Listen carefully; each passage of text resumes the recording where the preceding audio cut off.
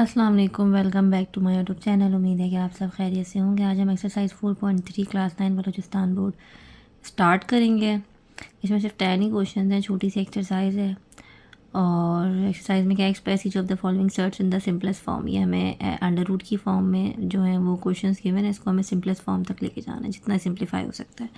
सबसे पहला पार्ट हमें गिवन है under root 60 by under root 5। अगर ये ऐसे लिखा है, सपोज अगर ये under root A by under root B है, तो मैं इसको एक अंडर रूट करके ए बाई बी लिख सकती हूँ। ये तो आप सबको पता है कि अगर ऊपर नीचे अंडर रूट है तो हम उसको एक अंडर रूट लगा के वैल्यूज़ को अंदर एक साथ लिख सकते हैं। तो हम यहाँ पे ये काम करेंगे, दोनों के ऊपर अलग अलग अंडर रूट है।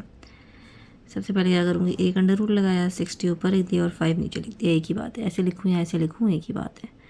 ठीक है, अब आप देख सकते हैं मैंने ये किया क्यों। मैंने ये इसलिए किया क्योंकि ये दोनों कैंसिल हो सकते हैं 5 के टेबल से। 5 1 ज़ा 5, 5 1 ज़ा 5, 5 2 ज़ा 10, यानी अंडर रूट के अंदर हमारे पास क्या आ गया, 12 आ गया।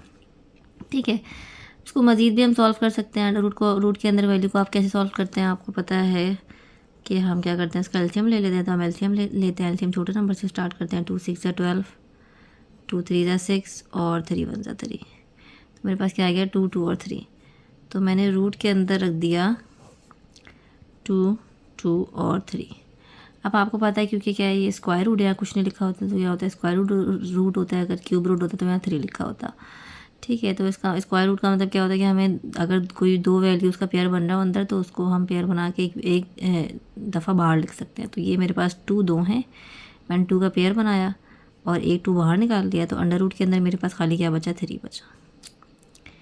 ठीक है, इसका मतलब ये है कि अगर रूट के अंदर मेरे पास 2 और 2 लिखा है तो पेयर बनाया और एक 2 रूट से बाहर निकाल दिया। या आप ये भी कह सकते हैं कि अंडर रूट 4 बराबर होता है किसके, 2 के। किसी भी कंडीशन में लिखा हो तो आपको कन्फ्यूज़ होने की ज़रूरत नहीं है। इसका आंसर क्या आएगा, ये आएगा। ये मज़ीद सॉल्व नहीं हो सकता। सही है, इसमें हमने कोई स्पेशल काम नहीं किया, सिर्फ ऊपर नीचे अलग अलग रूट था तो हमने क्या किया, दोनों वैल्यूज़ को एक रूट में लिख दिया, फिर कैंसिल आउट होती कैंसिल आउट कर दिया, फिर इसका एलसीएम ले लिया। एलसीएम लेके हमने देखा कि इसका पेयर बन रहा है तो एक 2 बाहर निकाल लिया और रूट के अंदर हमारे पास अंडर रूट 3 बचा खाली। अब हम आते हैं क्वेश्चन नंबर 2 पे। क्वेश्चन नंबर 2 में भी ये रूट्स हैं ऊपर नीचे अलग अलग। तो हम सबसे पहले क्या करते हैं, एक ही स्क्वायर रूट में लिख लेते हैं। न्यूमिनेटर और डिनोमिनेटर दोनों को 128 डिवाइड बाई 2।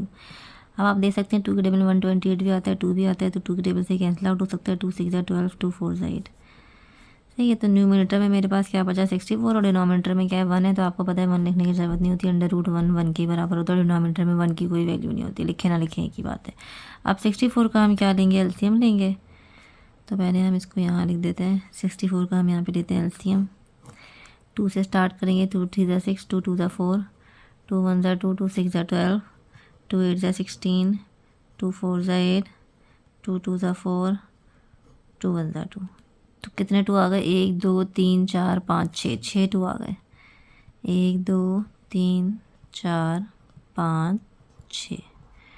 ठीक है, ये मेरे पास क्या आ गए, 6 2 आ गए। अब हम क्या बनेंगे, जितने पेयर बन जाएंगे उतने 2 हम बाहर निकाल लेंगे। तो ये 1 पेयर, 2 पेयर और 3 पेयर। 3 पेयर बनकर स्क्वायर रूट के अंदर कुछ भी नहीं बचा। 3 पेयर बन गया मतलब 3 2 हम बाहर लिख लेंगे। इनको मल्टीप्लाई कर लें तो 2 2 ज़ा 4, 4 2 ज़ा 8। तो ये मेरा क्या आ गया, आंसर आ गया 8। ठीक है, सिंपल वही काम किया जो ऊपर किया था। एक स्क्वायर रूट के अंदर लिखा, कैंसिल आउट होता कैंसिल आउट कर गया, फिर एलसीएम ले लिया। एलसीएम के बाद हमने देखा कि 2 के पेयर्स बन रहे हैं, 3 पेयर बन गए तो 3 2 बाहर निकाल लिए, बराबर है 8 के।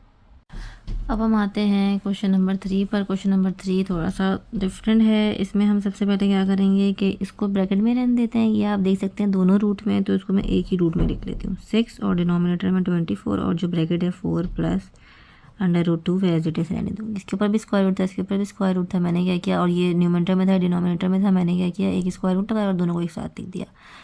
क्यों लिखा है, कैंसिल आउट हो सकते हैं। 6 1 ज़ा 6, 6 4 ज़ा 24। ठीक है,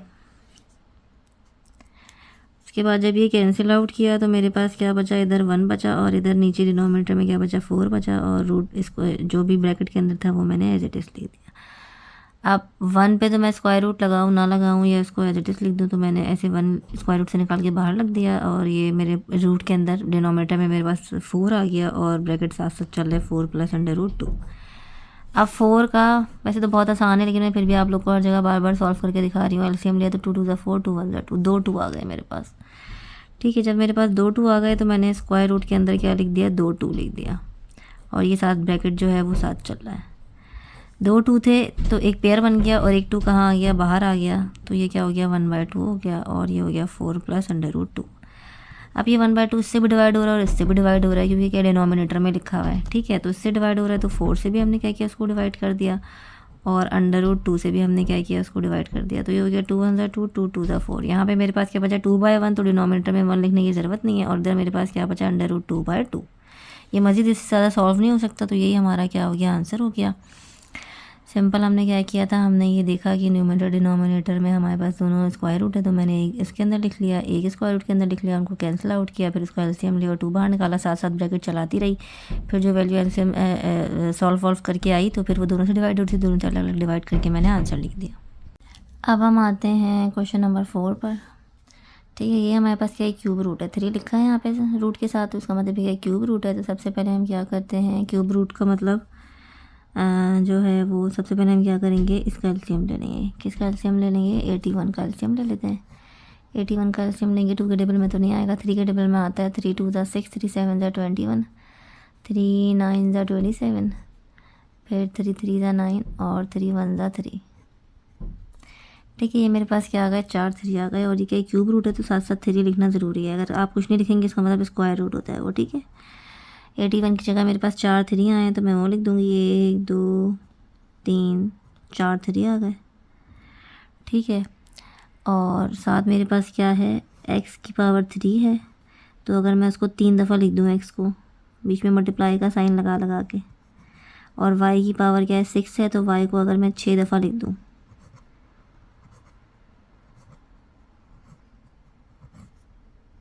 ठीक है। समझ आई बात, x की पावर 3 का मतलब 3x, ये से मल्टीप्लाई हो रहा है तो यहाँ भी मल्टीप्लाई का साइन लगाया, तो मैंने खोल के लिख दिया। बेस सेम पावर है तो 1 + 1 + 1 क्या हो गया 3 हो गया। y की पावर 6 मतलब 6y, तो 1 2 3 4 5 6, तो सबकी बेस सेम है, पावर सेट हो गई तो क्या आ गया 6, मतलब सिंपल मैंने इसको भी खोल दिया और इसको भी खोल दिया। इसका मैं एलसीएम तो ले नहीं सकती थी, वेरिएबल्स थे, तो मैंने इसको, मुझे पता है इसको ऐसे खोल के लिखते हैं, मैंने खोल के लिख दिया। अभी क्या है क्यूब रूट है, क्यूब रूट है तो 3 का पेयर बना के बाहर निकाल सकते हैं। ये एक 3 का पेयर बन गया, ये एक 3 मेरे पास बाहर आ सकता है, लिख लेती हूँ मैं, एक 3 बाहर आ गया। x का 3 का पेयर बन गया, एक x बाहर आ गया।